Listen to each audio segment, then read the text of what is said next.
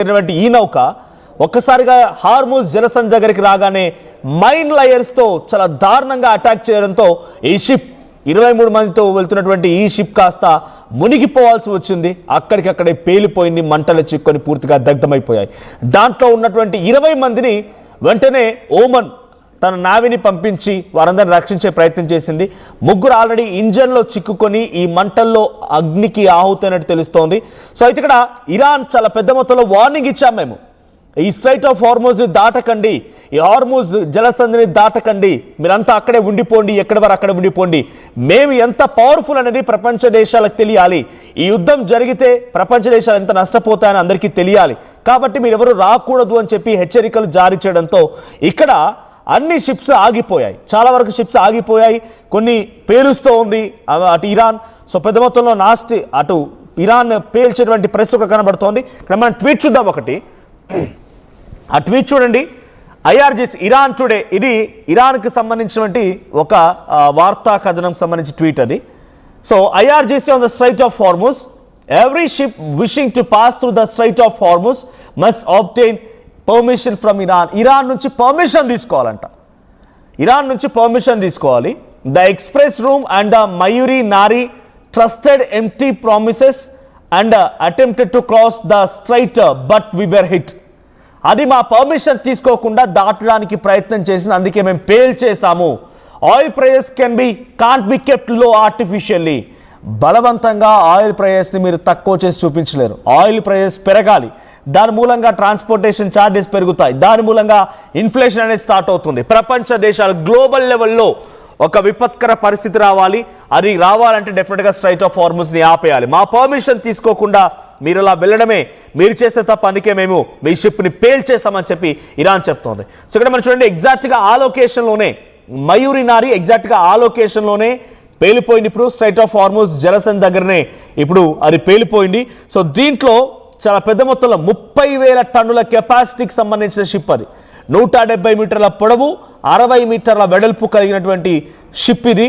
So దాంట్లో 30,000 టన్నుల కెపాసిటీతో వెళ్తున్నటువంటి షిప్ అది. దాంట్లో ఐరన్ ఓర్ ఉంది, గ్రెయిన్స్ ఉన్నాయి, పెట్రోకెమికల్స్ ఉన్నాయి, పెద్ద మొత్తంలో గోల్డ్ కూడా ఉందంట, పెద్ద మొత్తంలో గోల్డ్ కూడా ఉంది. ఇప్పుడు ఇవన్నీ కూడా ఈ షిప్ అటాక్ జరగడంతో అవన్నీ కూడా పూర్తిగా మునిగిపోయాయి. సో భారత్కి వచ్చేటువంటి షిప్ ఇప్పుడు పేలిపోయింది.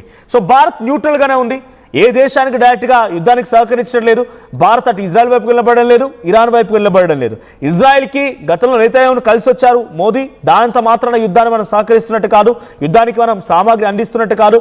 కేవలం తటస్థంగా ఉన్నటువంటి ఇరాన్, అంతెందుకు మిలాన్ నావల్ ఎక్సర్సైజ్కి ఇండియన్ ఓషన్కి వచ్చినటువంటి ఇరానియన్ షిప్స్ దీనా కానీ, తర్వాత బుషీర్ కానీ, లవన్, ఈ మూడింటిని కూడా డైరెక్ట్గా ఇరాన్ అమెరికా తన సబ్మెరైన్స్ ఉపయోగించి టార్పిడోలతో దాడి చేస్తే మనం ఆశ్రయం ఇచ్చాం ఆ లవన్ షిప్కి. ఇరాన్ లవన్ షిప్కి భారత కొచ్చి పోర్ట్ దగ్గర ఆశ్రయం కల్పించింది, కేరళ దగ్గర. అక్కడ వారి సిబ్బందిని రక్షణ కల్పించాం. శ్రీలంకకి ఒక షిప్ వెళ్ళింది, అక్కడ డీనా అనేటువంటి షిప్ అటాక్ చేస్తే అది కుప్పకూలిపోయి పూర్తిగా ధ్వంసమవుతూ ఉంటే సహాయక చర్యలో భాగంగా మనం ఐఎన్ఎస్ పంపించడం జరిగింది, మన ఇండియన్ నావల్ షిప్స్ని పంపించాం వాళ్ళ దగ్గరికి. దాని ద్వారా సహాయక చర్యల్ని మనం కొంత ముమ్మరం చేసే ప్రయత్నం చేశాం. ఐఎన్ఎస్ ఇక్షాక్ అండ్ ఐఎన్ఎస్ తరంగిణి 2 వెళ్ళాయి. ఈ ఇక్షాక్ అండ్ తరంగిణి 2 వెళ్ళిపోయి అక్కడ ఇన్స్పెక్షన్ మొదలుపెట్టాయి, సహాయక చర్యలో పాల్గొన్నాయి. భారత్ ఇరాన్కి సహకరించింది. ఫిబ్రవరి 28న అలీ ఖమేనీపై అటాక్ జరిగిన రోజునే ఇన్ఫర్మేషన్ వచ్చి మార్చ్ 2న పర్మిషన్ తీసుకున్నారు, మా యుద్ధ నౌకలు మీరు కాపాడాలి, లేదంటే తిరుగుదారిలో మిలాన్ నావల్ ఎక్సర్సైజ్ పూర్తయిన తర్వాత తిరుగు ప్రయాణంలో అమెరికా మాపై దాడి చేసే అవకాశం ఉందని చెప్పడంతో పర్మిషన్ ఇచ్చి ఆ యుద్ధం సమయంలో కూడా అమెరికాను సైతం ఎదిరించి వాటికి రక్షణ కల్పించింది భారత్. శ్రీలంకకి పోర్ట్ దగ్గరికి 1 వెళ్తే, శ్రీలంక పోర్ట్ దగ్గర 1 ఉంటే తిన్కోమల్ అనేటువంటి ఆ పోర్ట్ దగ్గర శ్రీలంక దగ్గర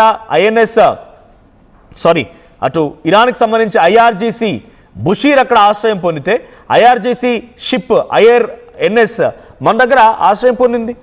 భారత్ ఇరాన్కి సహకరించింది. భారత్ ఇరాన్కి ఎప్పుడు వ్యతిరేకంగా చేయలేదు, ఇరాన్కి అలాగని సహకరించలేదు, వ్యతిరేకంగా చేయలేదు, తటస్థంగా ఉండిపోయింది. కానీ ఇరాన్ మాత్రం ఇప్పుడు డైరెక్ట్గా భారత్కు వచ్చేటువంటి నౌకపై దాడి చేసిందంటే ఇది ముమ్మాటికి భారత్ పైన దాడి చేసినట్టు.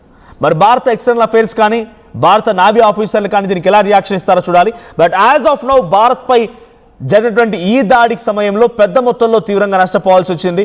దుబాయ్ ఖలీఫా పోర్ట్ నుంచి గుజరాత్ కాండ్లా పోర్ట్ వైపుగా వచ్చేటువంటి 30,000 టన్నుల కెపాసిటీ గల ఐరన్ ఓర్, గ్రెయిన్స్ కానీ, పెట్రోకెమికల్స్ కానీ, గోల్డ్, బంగారంతో వస్తున్నటువంటి ఈ నౌకని పేల్చేసింది ఇరాన్. సో అక్కడ ముగ్గురు ఆ స్పాట్లోనే వారంతా కూడా అగ్నికి ఆహుతైపోయారు. 20 మంది తప్పించుకోగలిగారు. వారి ఫొటోస్ కూడా మీకు కనిపిస్తున్నాయి ఆర్టీవీ స్క్రీన్ పైన. సో దీంతో పాటుగా థాయిలాండ్కి సంబంధించిన షిప్ ఇది, మయూరి నారి. సో నిన్న 10వ తారీఖు తెల్లవారుజామున మన కాలమానం ప్రకారంగా 8:30 సమయానికి ఖలీఫా పోర్ట్ నుంచి బయలుదేరిన ఈ నౌక నిన్న సాయంత్రం 4 గంటలకి స్ట్రైట్ ఆఫ్ హార్ముజ్ జలసంధి దగ్గర పేలిపోయింది, పూర్తిగా తునాతునకలైపోయింది. సో మీకు ఇక్కడ సీక్వెల్ చూపిస్తాను చూడండి. మార్చి 1న 3 షిప్స్ని ఇరాన్ ఢీకొట్టింది, మార్చి 4న 2, మార్చి 1న 3. సో దీంతో పాటుగా మార్చి 4న 2, ఇలా వరుసగా 3 షిప్లను పేల్చేసింది ఇక్కడే. సో ఆ తర్వాత 4వ తేదీన 3 షిప్స్ పేలిపోయాయి. సో 6వ తేదీన 1 షిప్ని పేల్చేసింది. సో 7వ తేదీన కూడా ఈ దాడి జరిగింది, బహ్రెయిన్ దగ్గర ఒక దాడి జరిగింది. సో ఇప్పుడు 11వ తేదీన 3 షిప్స్ని పేల్చేసింది.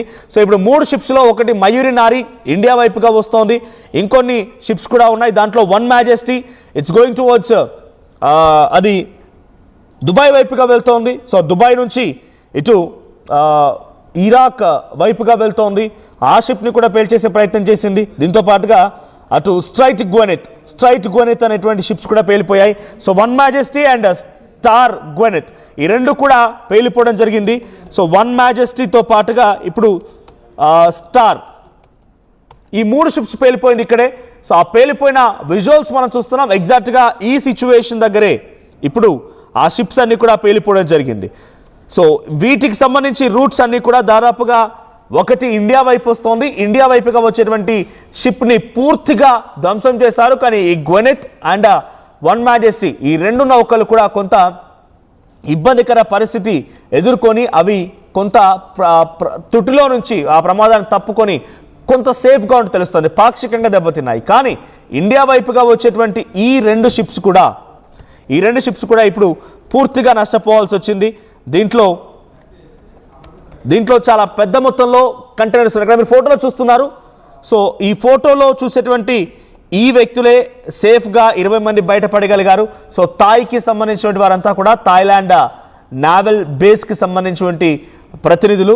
సో వారంతా కూడా ఇప్పుడు సేఫ్గా బయటపడగలిగారు. కానీ ఆ షిప్ మాత్రం పూర్తిగా మునిగిపోయింది, చాలా పెద్ద మొత్తం నష్టం వాటిల్లింది.